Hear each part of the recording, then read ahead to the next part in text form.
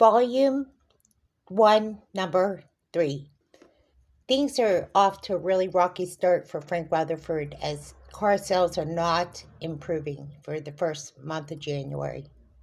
Michael sees only improvement in the rental division as things are steadily working out. As Michael's reports continue to improve, rental is at a level that it was last year. He gets the annual report out with Vanessa. Vanessa, the reports are the same as last year. They're still equally, if not improving. I don't know if this selling cars business is really the ideal situation for Vanessa and the team. They're uncomfortable with the changes. Harrison says it'll improve over time. I don't know. This is Frank's deal, said Cynthia. Frank Rutherford comes in and wants to have a meeting with Michael about the division of the selling of the vehicles.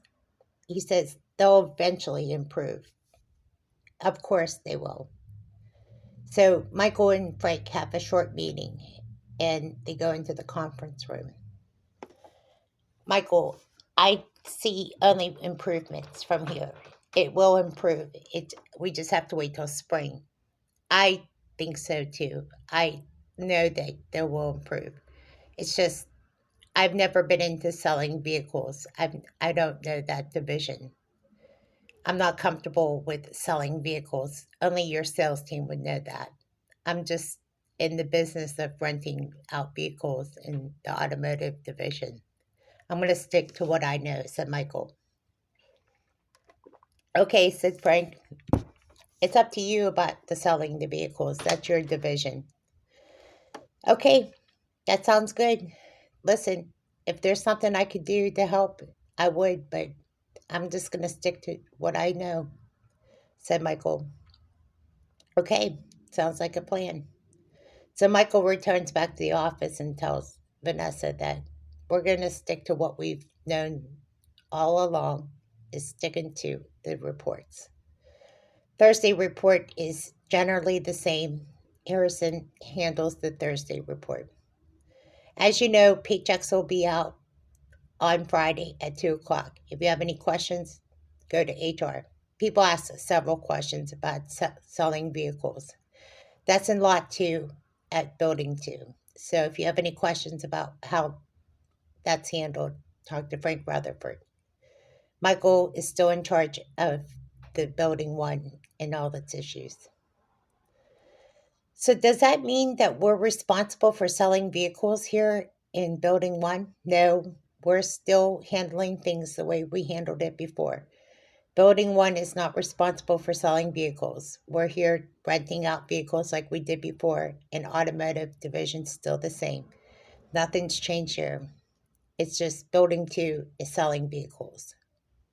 Okay, that's very reassuring. At least things aren't radical.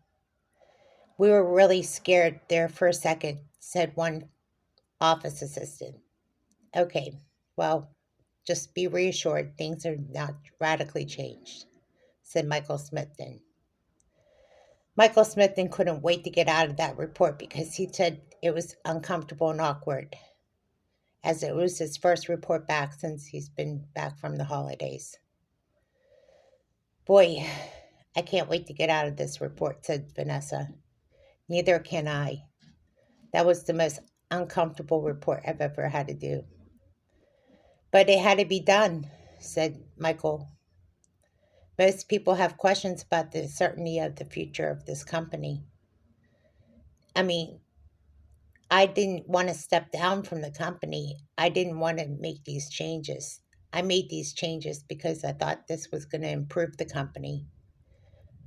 Now I second guess my decision. You didn't make the wrong decision. You thought you were making the right decision. He took over and totally changed everything from what it used to be. I guess I should have known better. Maybe you should have a talk with Michael and Frank, said Cynthia and Harrison. as they had a discussion amongst each other. Harrison wasn't comfortable with it either. A lot of people are not comfortable with the changes that are happening. Vanessa felt uncomfortable with it too. We're going to have a special meeting. We're going to have it on Zoom though. So they called for a special meeting with Frank Rutherford, Michael Smithton, and the rest of the upper staff. We're calling on a meeting to talk to the board of directors about our concerns. Vanessa addressed the concerns first. First, we're addressing the radical changes that are happening in the company and the certainty of the future of Smithton Motor and Automotive. And Frank corrected her and said, it's Smithton Automotive, if you haven't already noticed the changes. I'm sorry, I didn't realize that I slipped the tongue. That's okay, said Mike Smithton. You're not being corrected like that. Frank, when I made these changes, I didn't want you to correct my employees. These are my employees. I hired these employees. You know, there were certain agreements we made that you would not do that. Frank, I made this agreement with you that this company would not be completely overhauled. I don't like the way things are going. I'm going to completely exit this company if it means it's going to get to the point where it's uncomfortable and awkward. And I know a lot of employees will follow along. They don't want to leave this company. We have to come to some agreement that you're going to not radically change this company. If you're going to radically change this company, you're going to lose a lot of employees. They're going to get lost in the shuffle of everything, and they're going to want to leave. So please answer the questions that we need to ask. Okay, Frank said. Listen, we sell cars in building lot 2. Nothing's going to change in building 1. Nothing's going to change at garage at Hollister, and nothing's going to change at airport division. Does that satisfy the questions? Yes, that satisfies the questions.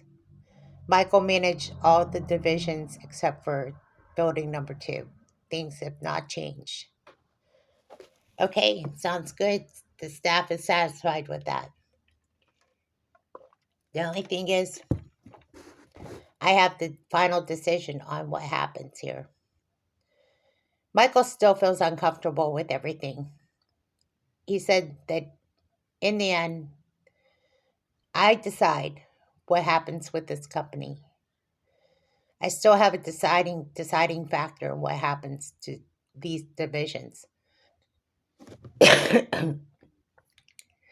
Harrison and Michael and a lot of people have complaints with Frank. They don't like the way things are being ran.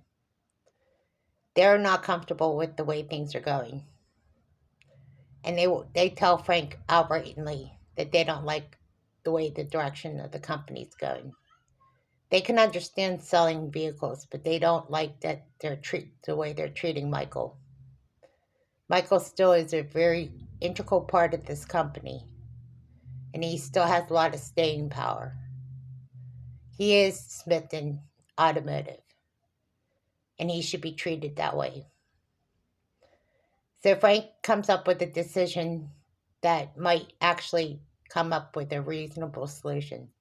What if we come up with a partnership agreement, Michael, that would make you a partner instead of a director? Mike Smithton says he agrees to a partnership. That way he's an equal partner in deciding what happens. So he decides to put a few million into it and becomes an equal partner. This doesn't mean he's totally in it, but it means he's an equal partner.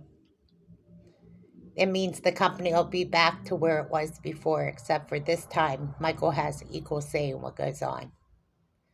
Everybody cheers in excitement that means that Michael Smithton is back and he can still have his free time and still has time to do the things he needs to do That means back to Zoom calls and back to the way things used to be. This all happened over a Zoom call. People were jumping up and down, excited at this proposal. Michael decided to make this decision over the Zoom meeting. He says, where I signed the document, I'll do it because I want to save this company. I don't want to lose my employees. If I have to do it, I'll save my company, my family, and my business. He goes, just sign the document and we'll agree to be partners. Okay, that sounds like a deal. So for $10 million, Michael decides to go ahead and go forward with this agreement. He doesn't tell his family, but then he discusses it with his family briefly over the phone after the Zoom meeting is over. I just agreed to be a partner with Mike, well, not Mike Smithton, but in this case, basically agreeing to a partnership, said Frank to the board of directors. And the board of directors said that was the best call they ever made because they were going to lose millions of dollars in this disastrous agreement. Smithton Automotive was still going to be the name of the company because they were losing money. The car lot still would remain the same, but Smithton Automotive was back. And this time, it was the best call they made. Michael made a phone call to his parents and said, listen, I had to clear up some things. They were losing the company, and I had to save the company. I put in $10 million to save the company. You did what? Said Dad. Well, what was happening, there was a lot of complaints that the company was in overhaul. So basically, I came in and I saved Smithton Automotive, and I put $10 million to go into a partnership. I thought, son, you weren't going to do that. Well, I just did, Dad. So I'm now in equal partnership with Frank, and that's what I decided to do. Son, I thought you had other ambitions. Yeah, I thought so too, but this is what I had to do to save my employees. So you're going to be in an equal partnership? Yeah, I had to save it. That's the only thing I can come up with at this point. So are you basically out of retirement? Said Mom. Yeah, yeah. I didn't, I saw what was happening and it was a disaster. I may have created a disaster and I may have just saved it. I'm sorry, Mom, Dad. I hope you're not disappointed. No, we're not disappointed. You just saved your company. You may have gotten out prematurely. Maybe it's just not that time. I still have time to invest in whatever I want to do, though. Son, get back to work. You got a lot of people to talk to right now. We'll talk about it when you get home. Okay. So Michael goes into the office where Vanessa, Cindy, Harrison, and then on Zoom call is Michael, Carrington, and Jolie. Or, hey, listen, I'm now back in business with you all. Oh, so grateful, said Vanessa. Thank you, God.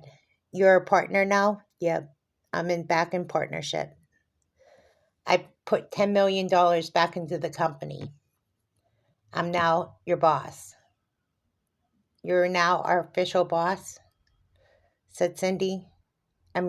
Cindy started crying. We almost lost you. Yeah, I had to pay the document fees and all these costs involved, but I had to save the company. I'm sorry that I made a wrong choice by getting out prematurely. By taking an early retirement, I thought I was doing the right thing, but in all honesty, I couldn't stand the thought of losing this company and losing all you. So I took some of the money that I had gained from the purchase of the company and I put it back into the company.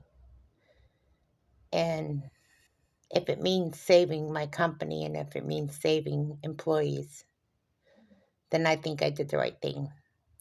So who's in charge of Division 2? Frank.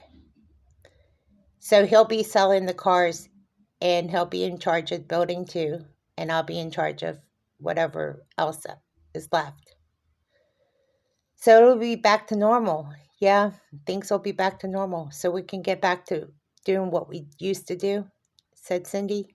Yeah, we can get back to work. Oh, I'm so relieved, said Harrison. I don't even know. Michael Carrington said, I am so relieved that you're back. I thought we were going to lose our jobs, to be honest with you. It was starting to look really bad there for a while, said Julie. A lot of employees started crowding Michael's office and started asking questions like, are you back for real? Are you seriously coming back as boss? Are you our employer? Are you going to sign our paychecks? Yeah, I'm going to sign the paychecks. Oh my gosh, thank God. Thank God. Are we going to get Christmas bonuses like we were last year? Yeah, yep, everything's back to normal. I just paid the money and we're back in business. I mean, no offense to Frank, but Frank doesn't know how to run this division. Even Carol Henderson came back and said Frank was asking us questions about how to run HR, and I was really concerned. The IT department was really concerned too. Carol Henderson said, thank God that you did this when you did. It could have been a disaster. Even Frank apologized for all the questions that were asked. Frank said, I'm sorry that it came to this point. It could have been a real disaster. I appreciate you coming back when you did. I apologize to all the employees that had concerns and all these concerns, but Mike did come through. He came through for the company, he came through for all of you, and he came through for me especially. I'm grateful that he's our partner in this decision.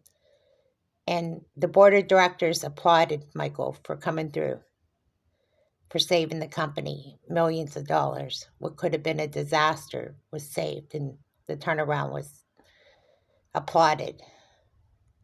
Everybody was excited about Michael's comeback. Oh, Michael, my goodness, said Vanessa. I gotta go call Grace, okay? I'll be right back. Grace, I did something that I had to do, and Grace said, I heard all about it. Thank you, Michael. I think what you did was the best decision you could possibly do. You turned the company around and you made the right call. And I think in all, it was premature to retire. It wasn't your time. Go out and get back to work and do what you do best. Help this company thrive and grow and help those employees right now. You can explain all the rest another time. Go get them, Tiger. Okay, Grace. Thank you so much. I needed that encouragement.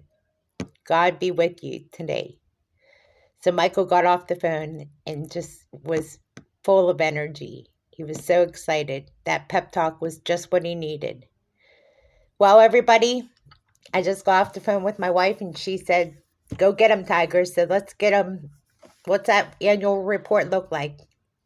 Well, it looks good. We're still on top of our game. We haven't lost anything. We haven't gained anything, but we haven't lost anything, said Harrison. That's good. So we survived Thursday's report, so tomorrow's our short day. So what does it look like, Vanessa? Well, Friday looking pretty good. We're at a peak. We have some rentals going out. Okay, sounds good. So we'll see what the weekend looks like and we'll be back for Monday's report. Everybody have a great rest of your day. I'll see you at Monday's report. See you, Mike. It's good to have you back.